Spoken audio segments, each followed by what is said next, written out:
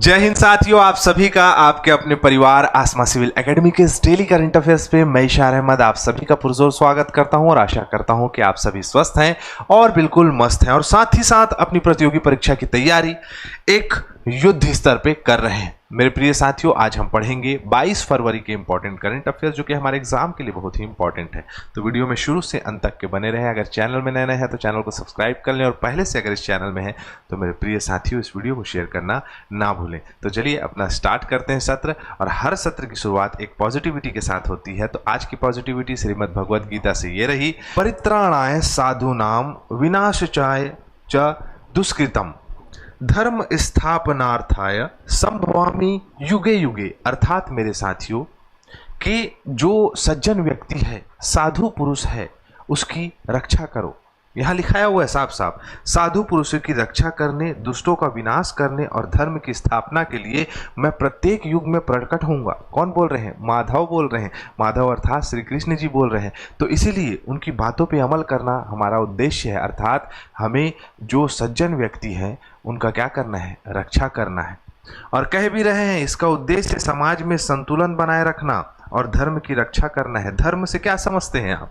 धर्म अर्थात ऐसा कार्य करना जिससे इंसानियत का कार्य या इंसानियत बनी रहे।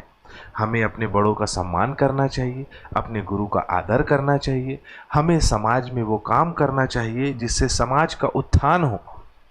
समझ रहे हैं ना आप?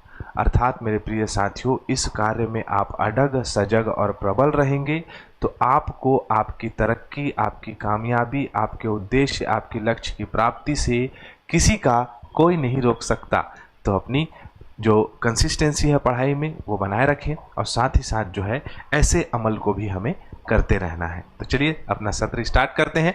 लास्ट टाइम मैंने प्रश्न पूछा था, निम्नलिखित में से किसे भारत का नया मुख्य चुनाव आयुक्त नियुक्त किया गया है? किसे? तो ज्ञानेश कुमार जी को नियुक्त किया गया है।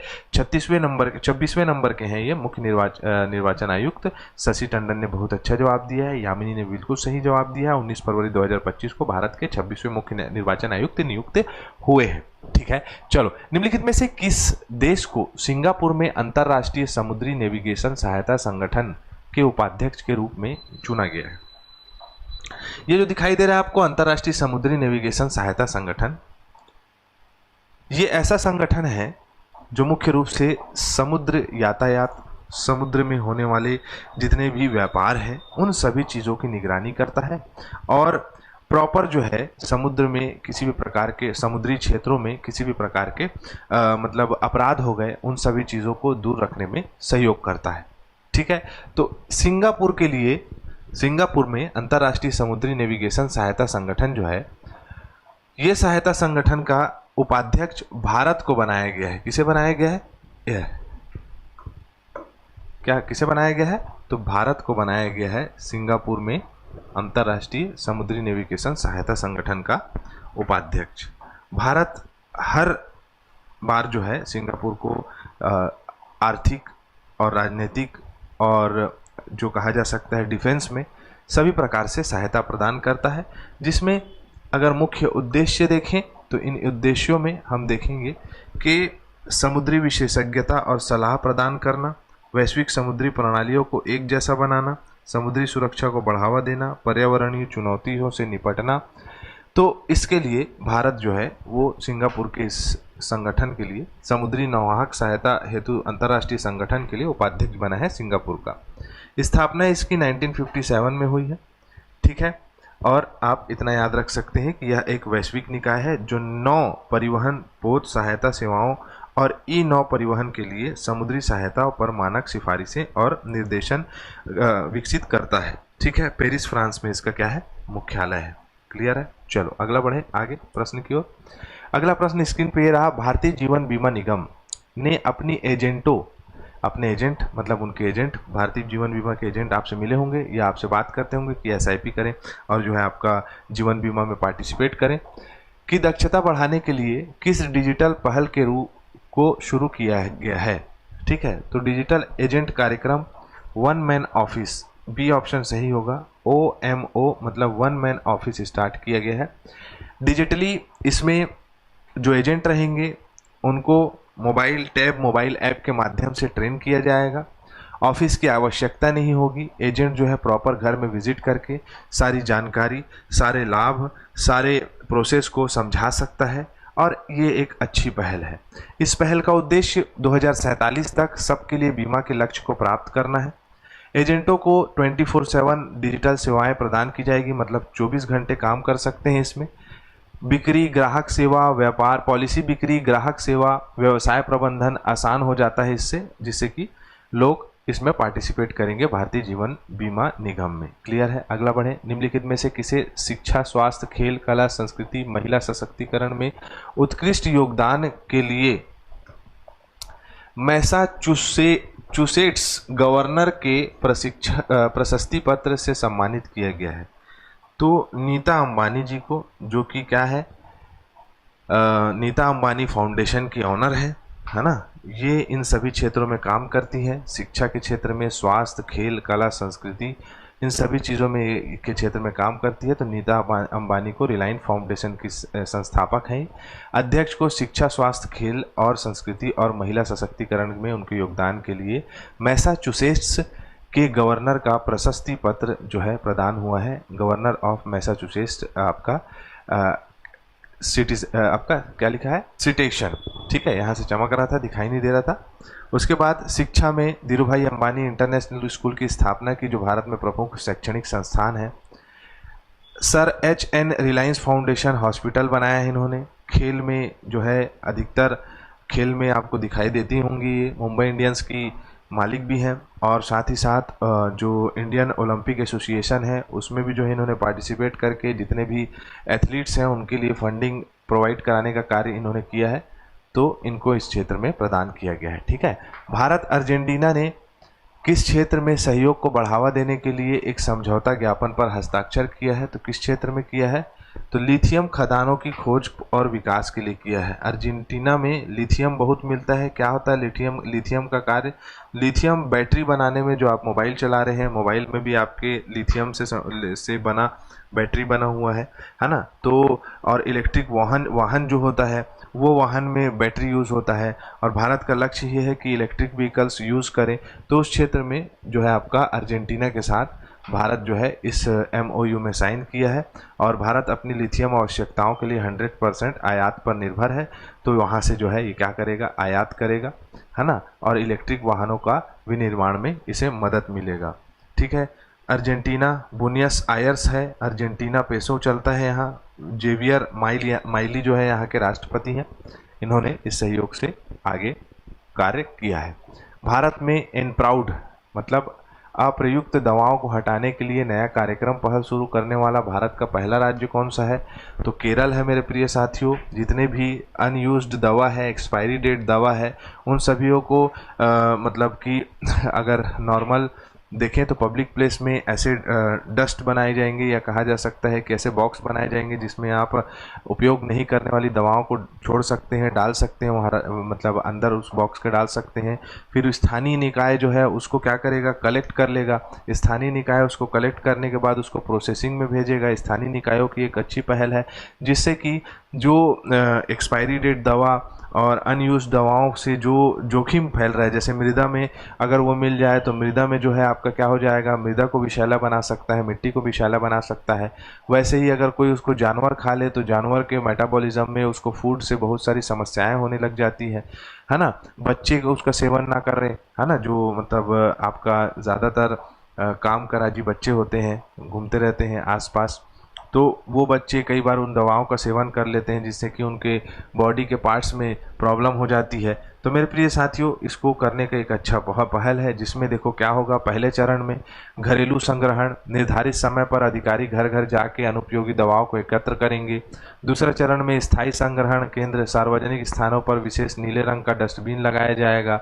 नागरिक अपनी अनुपयोगी दवाओं को यहाँ डाल सकते हैं। स्थानीय निकायों के साथ समन्वय, हरिता कर्म सेना, ग्रीन टास्क फोर्स के नाम से ये संस्था है जो कि इस भूमिका को निभाएगी, और उसको जितने भी दवा रहेगी उसको क्या करेगी, प्रोसेसिंग करेगी, और उससे जो है जो प्रॉब्लम हो सकती है उन प्रॉब्लम को क्या करेगी, दूर करेगी। ठीक है। 15 जैसे कि ये प्रमुख आवश्यकता क्यों पड़ी है, इस पर चर्चा कर लेते हैं। अवैज्ञानिक तरीके से एक्सपायर्ड और अनुपयोगी दवाओं का निपटान गंभीर पर्यावरणीय स्वास्थ्य संकट पैदा कर सकता है, जिसमें अगर अनुपयोगी दवाओं को गलत निपटान की बात करें तो अधिकांश लोग दवाओं को कूड़े में फेंक देते हैं या नालियों में बहा देते हैं, जिससे मिट्टी और जल स्रोत में मिल जाता है और ये क्या हो जाता है, विषैला हो जाता है। स्वास्थ्य पर प्रभाव, इस तरह प्रदूषण से एंटीमाइक्रोबियल प्रतिरोध बढ़ता है, जिससे संक्रमणों का इलाज कठिन हो जाता है। अगर पानी में ज़्यादा दवा या जो है आपका इस प्रकार से एंटीमाइक्रोबियल पार्टिकल्स यूज़ किए जाएंगे तो मनुष्य उसका सेवन करेगा, और जब मनुष्य उसका सेवन करेगा तो दवा उनके शरीर पे असर नहीं करेगी। जैसे कि कई बार ऐसा होता है कि ज़्यादा नशा करने वाले लोग को एनेस्थीसिया यूज़ करोगे तो उनको शरीर में एनेस्थीसिया का फर्क नहीं पड़ता है, ठीक है। पर्यावरणीय जो खतरा है वो देखें, फार्मास्यूटिकल कचरे, अवैज्ञानिक निपटान पेयजल खाद्य श्रृंखला को दूषित करते हैं, वायुमंडल जीवमंडल नकारात्मक प्रभाव पड़ता है इससे। तो ये बहुत ही इम्पोर्टेंट पहल केरल ने स्टार्ट करी है, हर राज्य को ये कार्य करना चाहिए। हाल ही में नागालैंड वन प्रबंधन परियोजना को कौन सा पुरस्कार दिया गया है, तो स्कॉच पुरस्कार दिया गया है। कौन सा पुरस्कार दिया गया है, स्कॉच 2024 पुरस्कार प्रदान किया गया है नागालैंड वन प्रबंधन को। नागालैंड वन प्रबंधन के मामले में अग्रणी रहा, और अगर हम बात करें वन पारिस्थितिकी तंत्र को ये क्या कर रहा है, संरक्षित कर रहा है, जीवों का अच्छी तरह से ख्याल कर रहा है।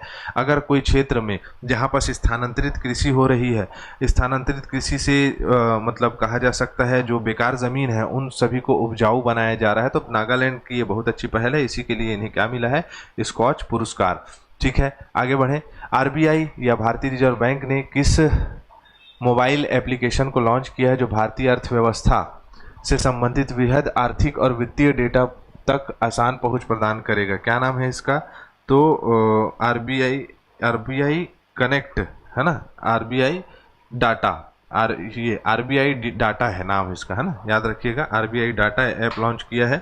इसमें आप क्या कर सकते हो, जितने भी लोग फाइनेंशियल एरिया देखते हैं जिसमें 11,000 से प्लस डेटा श्रृंखलाओं को इसमें सृजित किया गया है, तो वो फाइनेंशियल क्राइटेरियाज को देख सकते हैं। ठीक है, मुंबई महाराष्ट्र में आरबीआई का मुख्यालय है। 1 अप्रैल 1935 में स्थापना हुई है। संजय मल्होत्रा इसके गवर्नर हैं। एम राजेश्वरम राव इसके डिप्टी गवर्नर हैं। क्लियर है, चले आगे। अगला प्रश्न हमारे स्क्रीन पे ये रहा, हाल ही में निम्नलिखित में से किस मंत्रालय ने पहले मुख्य सूचना अधिकारी सम्मेलन 2025 में डिजिटल ब्रांड पहचान मैनुअल लॉन्च किया है? तो किसने किया है, तो इलेक्ट्रॉनिक्स और सूचना प्रौद्योगिकी मंत्रालय के द्वारा ये लॉन्च किया गया है। ठीक है, आइए इसके बारे में पढ़ लें कि हाल ही में इलेक्ट्रॉनिक्स और सूचना प्रौद्योगिकी मंत्रालय ने पहले मुख्य सूचना अधिकारी सम्मेलन 2025 में digital brand identity manual launch किया है। ये क्या है, तो जो इसका उद्देश्य जो है भारत सरकार के लिए एकीकृत सुसंगत डिजिटल ब्रांड बनाना है। भारत सरकार की डिजिटल फुटप्रिंट पहल के समन्वय के तहत DBIM का उद्देश्य सरकारी मंत्रालयों और विभागों और एजेंसियों में एक मानकीकृत और निर्बाध डिजिटल उपस्थिति स्थापित करना है। ठीक है, तो आप इसे समझ सकते हैं कि डिजिटली जो गवर्नमेंट की वेबसाइट है और गवर्नमेंट की जितनी पहल है उसको बेहतर करना, सशक्त बनाना। ठीक, हरियाणा सरकार द्वारा प्रस्तावित दुनिया का सबसे बड़ा सफारी पार्क कहाँ बनाया जा रहा है, तो गुरुग्राम नूह और गुरुग्राम में बनाया जा रहा है। ठीक है, नूह और गुरुग्राम में ही तो नूह आता है क्या भाई? हाँ, गुरुग्राम जिला और नूह जिला, ये दोनों में जो है आपका सफारी बनाया जा रहा है, जिसमें जानवरों के पिंजरे रखे जाएंगे, गेस्ट हाउस होटल बनेंगे, रेस्टोरेंट रहेंगे, भोजनालय रहेंगे, ऑडिटोरियम रहेगा, पशु अस्पताल रहेगा, बच्चों के लिए पार्क रहेगा, वनस्पति उद्यान, एक्वेरियम रहेगा, केबल कार और सुरंग मार्ग होगा, ओपन एयर थिएटर होगा। तो ऐसे देखा जाए तो काफ़ी अच्छी पहल है और हर जगह ये बन रहा है। लेकिन अपडेट आया है तो बता दिया हूँ, कोई ऐसा स्पेसिफिकेशन नहीं है इसमें। स्पेसिफिकेशन यही है कि बन रहा है। इस सफारी पार्क का कुल क्षेत्रफल देख सकते हो 3,858 हेक्टेयर होगा, जिसमें 2,574 हेक्टेयर गुरुग्राम और 11 गांव में है और 1,284 हेक्टेयर नूह है। तो दोनों को कोलैब करके बना दिया गया है इसे, और सफारी बना रहे हैं। और क्या है, जंगल सफारी गए होगे, जंगल सफारी गए हो कि नहीं गए हो, उसी प्रकार से है। अंतर्राष्ट्रीय मातृभाषा दिवस 21 फरवरी को मनाया जाता है। कृषि एवं किसान कल्याण मंत्री शिवराज सिंह चौहान ने नक्शा कार्यक्रम की शुरुआत किया है। नक्शा कार्यक्रम निम्नलिखित से किससे संबंधित है? तो शहरी भूमि सर्वेक्षण से संबंधित है।